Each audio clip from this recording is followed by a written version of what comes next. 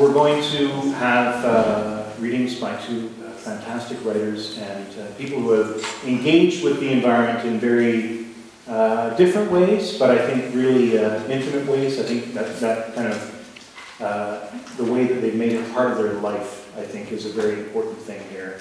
But there's also a lot of wisdom in what they have to say about not just the environment itself. I mean, that can be an endless sort of rant or argument about the state of things.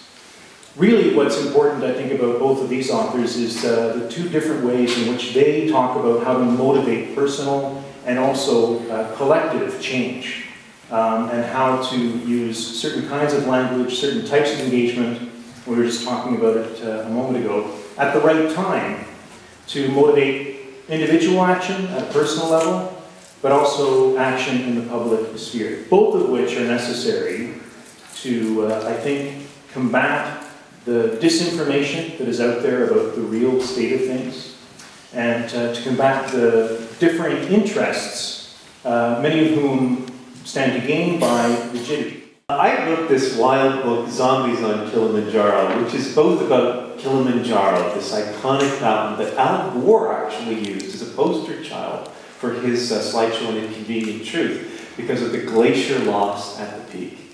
And so this is a book about what it's actually like to walk up that mountain and look at those glaciers face to face and see, climate change as close up and personal as one can imagine. It's also a book about zombies. Now, I'm seriously disappointed a few 12-year-olds because they're not actual zombies. These are metaphorical zombies. And one of the meanings of the zombies that I write about in Kilimanjaro is what it's like to have your mind taken over by an idea that then runs you, much in the way zombies, at least in the traditional Haitian sense, are people whose minds have been taken over and are run by somebody else, and it's as if their souls have been abducted. And so one of the ideas that this book discusses is how we live on this planet, believing stories about who we are and how life on Earth is, that can easily turn us into zombies, that can make us live as if we're living in a reality that is not one that we would choose for ourselves, and in many ways is one that ignores a lot of facts.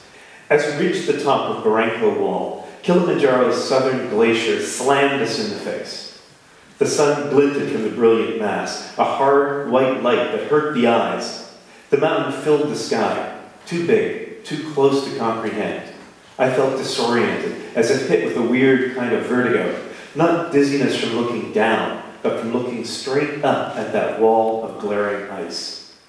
Standing on the mountain's neck, I knew with my rational mind that the glacier was still at least 2 kilometers away, but it seemed poised just above our heads, so close I felt I could reach out and touch one of its long, white toes. I recall reading that the first mountaineers on Kilimanjaro were turned back by massive ice sheets, so thick they covered Kibo's cone down to 4,000 meters, which is about our present elevation. The men who first summited spent days cutting ice steps into a 100-foot ice wall of that blocked the way to the top. Though these glaciers still looked crushingly majestic, I realized I was in the last generation that would ever see them.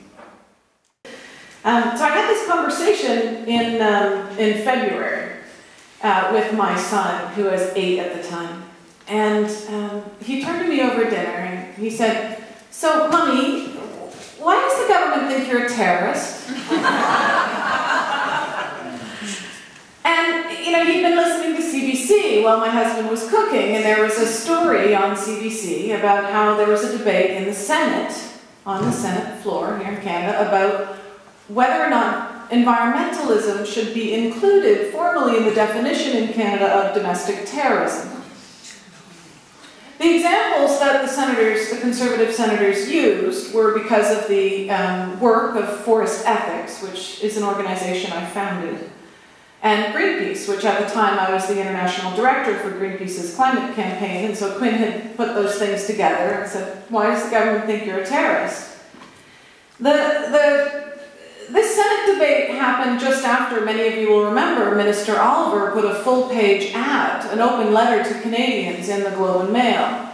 In that ad, he laid out the conservative agenda for our economic development and emphasized that there are radical extremists in the country that are opposing the oil pipelines. These radical extremists are being funded by foreign influence and trying to destroy the regulatory process. They need to get out of the way. They need to stop trying to intervene, and we need to push forward with these pipelines if you believe in a strong economy in Canada. What I believe in and what I write about is Canadians having a right to have a debate about issues which will affect our future. And I think regardless of what side you're on, and unfortunately the country seems to be pulled apart in sides right now about oil sands expansion and pipeline expansion in the country, Canadians deserve to have an informed debate about the issues. If we are not allowed to have that conversation as a country, then how can there not be a gap between how we live and what we believe? Between 1990 and 2009, we saw a 58% increase in emissions from the oil and gas sector in Canada. Oil sands by themselves went up 167% in emissions. Environment Canada predicts that emissions will go up another 44% by 2020. So in the face of that, we're told to take the 1-ton challenge. We're told to walk to work and buy better light bulbs. We don't just need better light bulbs. We need better laws. Our government has been promising us laws to address these issues for 8 years now. Yet despite these promises, there is no federal plan right now to meet our 2020 emissions reductions goals. And on top of that, this year our government gutted energy efficiency programs and support for renewable energy.